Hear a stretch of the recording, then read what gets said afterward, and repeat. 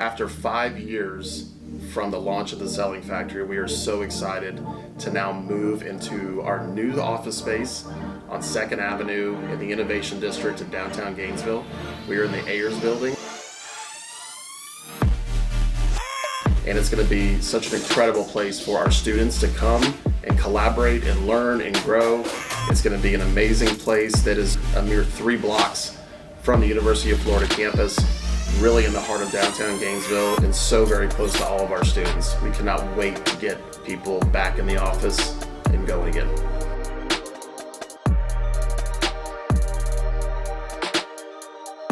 We have grown tremendously.